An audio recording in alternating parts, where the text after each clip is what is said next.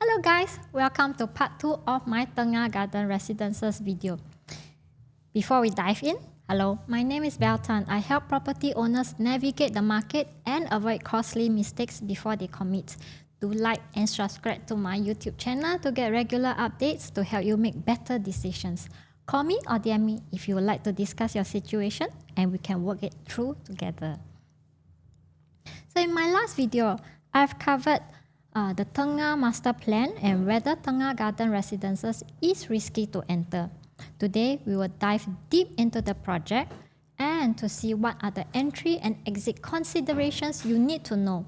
Then we'll apply the 3 pricing strategies framework to identify sweet spots. And finally, we will analyze the unit layouts. Let's see the project info first.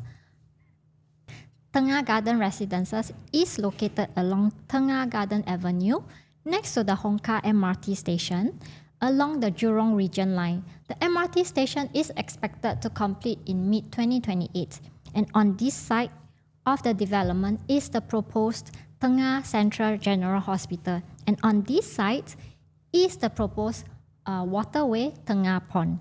So 9 blocks of 16 stories, 863 units from 1 to 4 bedroom with commercial at first story and sitting on a land area of 25,458 square meter. Expected TOP is September 2029. Developed by Hong Leong, CSC Land and Guaco Land, whom we are all familiar with. Recent projects include Penrith, Lentor Central and Faber Residence. The Jurong Region Line is on elevated track. So, Hongkar Station, next to the development, provides huge transport convenience, but do expect noise from the train when it's stopping or moving off, cause that's when you get more of the braking and accelerating sound. Personally, I used to stay quite close to the MRT track, something like that. And my living room looks into the track. Actually, it wasn't so bad. After a while, the sound just doesn't bother you anymore. It's just like white noise, like it's part of my daily life. And my windows are always open. And I was on the 8th floor, so it's quite eye-to-eye level with the track. Here, we hear that the MRT station could possibly be 8th to 10th level. So, to safely clear the station, maybe 11th or 12th floor onwards. On the brighter side, this presents a window of opportunity as the stacks nearer to the MRT station can be value buy as they may be cheaper. We will discuss that later when we identify sweet spots. So the indicative pricing shows very interesting price points starting from 980K for 1 bedder, 2025 PSF. I think the quantum of less than 1 million is almost unheard of in today's market. So if you can get a unit, don't even need to think much. However, there are only 6 units of 1 bedder. So you need to get very good ballot number. 2 bedders start from 1.1 million, 1779 PSF. This is a steal, and in the next section, you will see why 2 bedders are the golden opportunity in Tengah. Even the 3 and 4 bedrooms are priced to sell. You can see that the developer really want to make this first residential project a sellout. And we can see from here they have loaded on unit type as the 4 bedroom is higher on the PSF and a number of 4 bedders are waterway facing. So there will likely be view facing loading as well. So a sweet spot could then be the 3 bedroom premium in a good facing. Overall comment, this project is priced to sell. We rarely see such pricing anymore, but if we do, the project is probably not near to the MRT. Here, next to MRT, waterfront living, new estate, mixed development. It's really a safe entry price. Next, I'd like to point out some entry and exit considerations of Tengah Garden Residences because this is the first private non-EC residential in Tengah, which means we need to take note of those few ECs that have been launched because there will be an influx of supply for sale when they reach their MOP. Here, you will see that the EC launch in Tengah and Bukit Batok so far. Their unit mix in comparison to Tengah Garden Residences. Immediately, you will see where the gap is. There is no 1 and 2 bedroom because ECs usually start from 3 bedroom, except the 11 units in Copen Grand. So Tengah Garden 1 and 2 bedrooms are opportunity as you don't face competition from the ECs. For 1 bedroom, Tengah Garden will only have 6 units, and though all are on the lowest floor, level 2, if your ballot number is so good to be able to get a unit, at this quantum, it can still make a lot of sense. For 3 and 4 bedroom, there is a lot of supply from the ECs. So you need to time your exit because prices are determined by supply and demand ultimately. 4 bedroom, a lot of people buy for own stay usually. So immediate sale after TOP is not so many. But if you are looking at 3 bedroom, you need to take note of your exit timing. Looking at the dates after clearing SSD from Tengah Garden, you are probably looking at around May 2030 earliest. So Copen Grand, TOP in 2030, their units will hit the market around that time. So do monitor the listings available for sale. You might want to exit before Altura and Lumina Grand reach MOP. So I'll say from May to maybe end 2030, this can be a window to exit, but do monitor the supply out there for sale. Next, we zoom into 1 bedroom. Here is some data to show you how demand and supply can affect the upside. We look at River Isles in Punggol. Within 1 kilometer radius to River Isles, there are 5 other projects with TOP close to River Isles. You'll notice that there is no 1 bedroom in all these projects because they are all ECs except Flow Residence. Even River Isle itself has only 17 units. So profits for 1 bedder in River Isles reached 302K.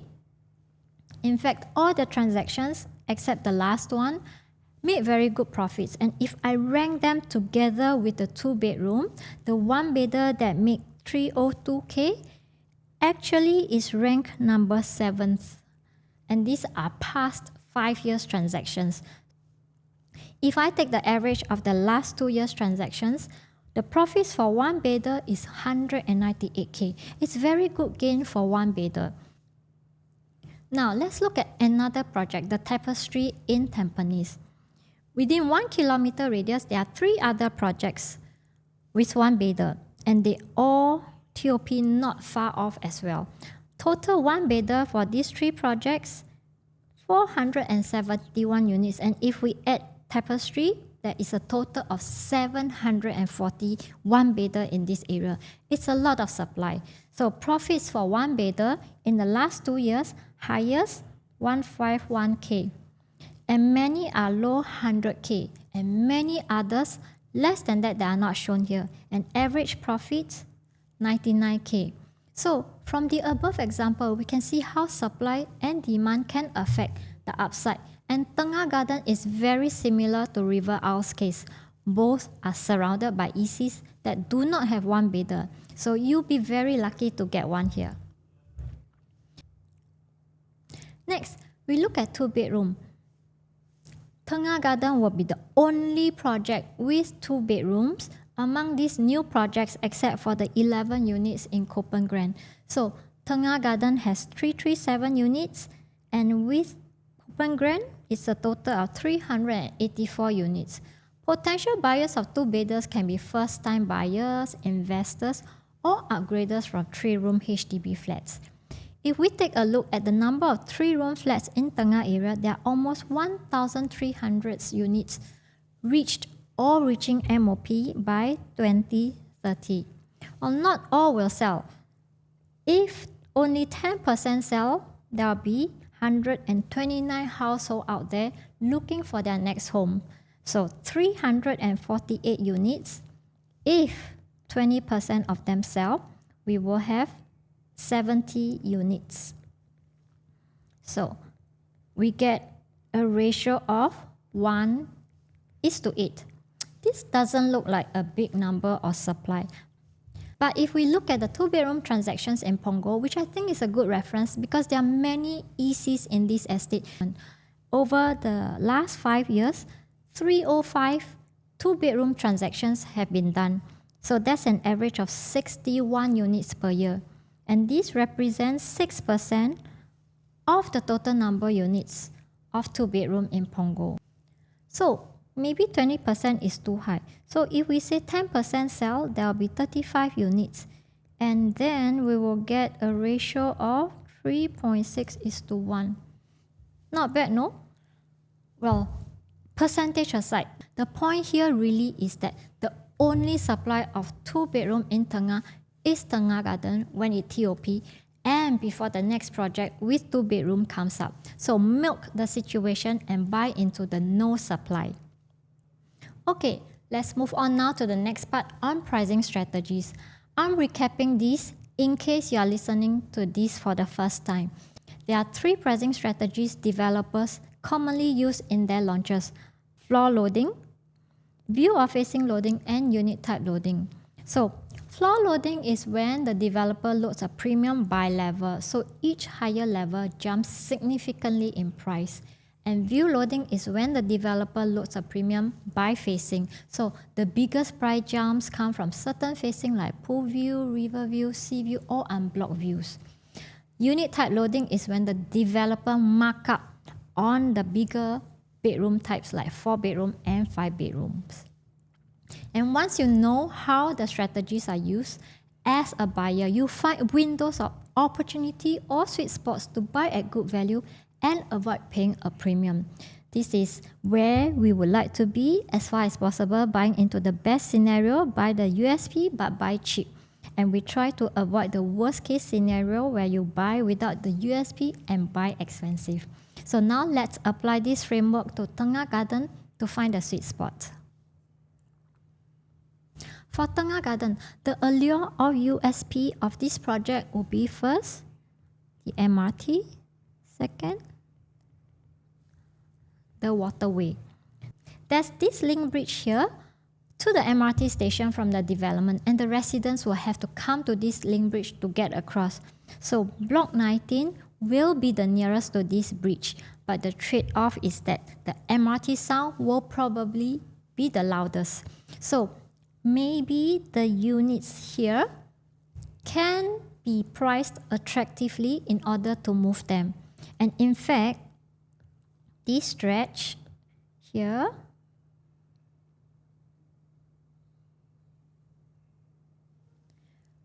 could be sweet spots to look at. The next USP in the project, the waterway view. So these stacks here will have direct, clear view of the waterway. And these are all the 4 bayders where the price loading is on unit type and it will be on view as well. So they are expected to be the most expensive with the double loading. The sweet spot here is if you can get views without paying a premium, and that will be stacks like this.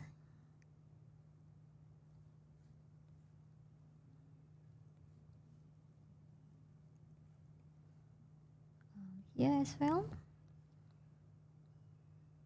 Yeah, and don't forget looking at here, these stacks and here might have pocket views. So you get pocket view or maybe pretty good view of the waterway, but further. Lastly, there's another sweet spot, though it's not the allure of the project. This side here of the development will face the hospital. Actually, there's nothing wrong with facing the hospital, but buyers in general have a stigma and don't like the idea. So in order not to be stuck with the units, the developer might price them cheaper. So take note of these stacks as well.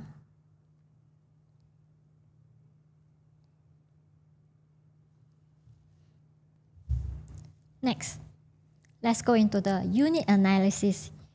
Here's the unit mix. There are only 6 units of 1 bayder. 2 and 3 bayders form the bulk of it at 79%. And the remaining 20% 4 bayder. There are quite a number of layouts and sizes, so here's an overview. 2 types of 1 bayder, 4 layouts of 2 bayders, 11 layouts of 3-beders and 7 layouts of 4-bedder. 1 bedroom. There are 2 sizes, 484 square feet and 517 square feet, all at level 2, the lowest level, and all inward facing. The only difference between the two is really in the foyer area, where 517 is slightly longer. It's a very typical 1-bedroom layout, 6 units, so you must be really lucky to get it. Next, 2-bed, 1-bath dumbbell layouts. There's only one size, 624 square feet, 8 stacks, and they are all 2 by 2 next to each other. Comes with enclosable kitchen with glass panel. This is not common for 2-bedder, so I think it's nicely done here. And there are some sweet spot stacks as well. Bedroom size are very good, 9 square meter and 11 square meter. So note, this is the only type where the common bedroom is 9 square meter. The rest that you will see later are all 8 square meters. So I really like this layout.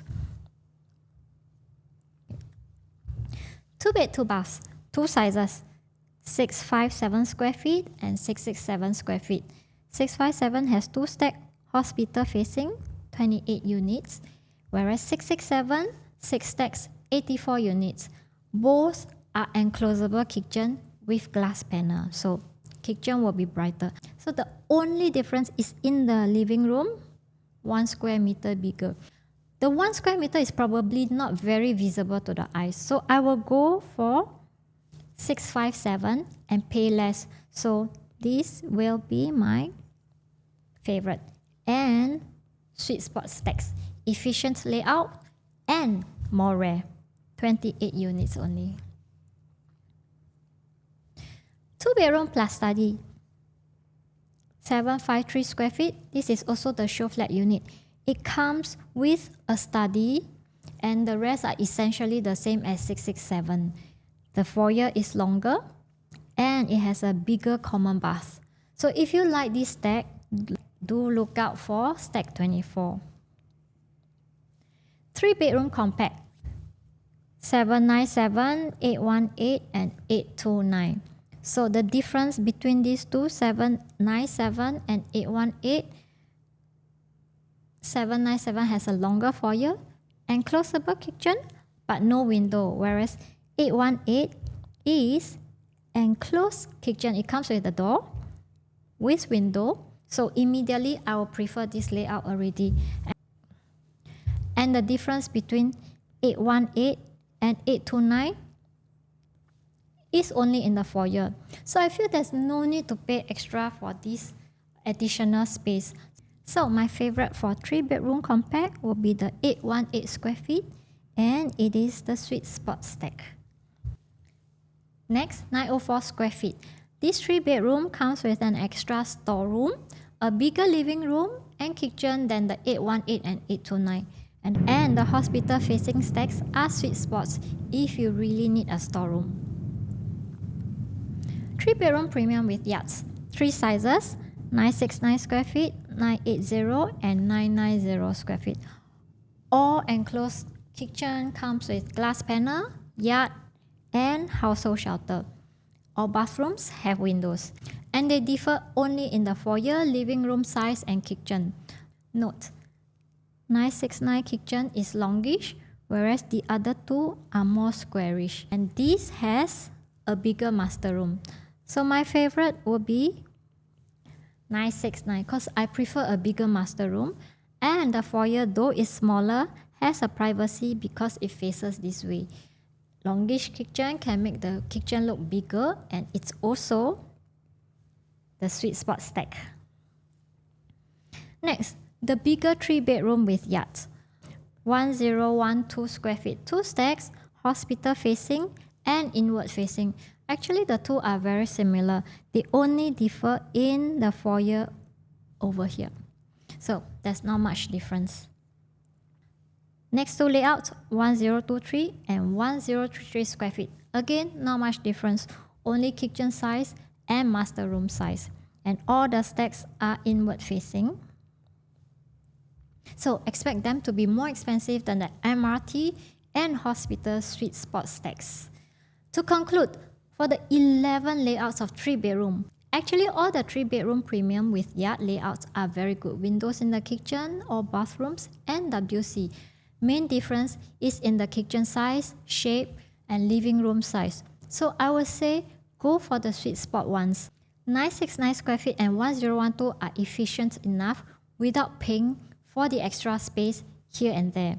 So that being said, 3-bedroom in this area will mainly be bought for own stay, while we try to get the sweet spot stacks. If the top up to the next better facing or bigger size is not a big gap, you can consider that too, because ultimately if you want to sell later, better facing can be more appealing. Okay, lastly, 4-bedroom with yard. 4 types and 3 of them are 1130 square feet. So let's see them first. A and B differs only in the foyer area, and C has a bigger living room than A and B but smaller kitchen. So that's about it. So depending on whether you like bigger kitchen or living room.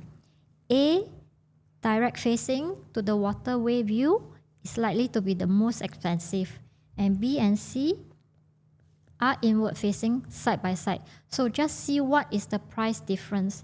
B, being nearest to the MRT track, could be the cheapest.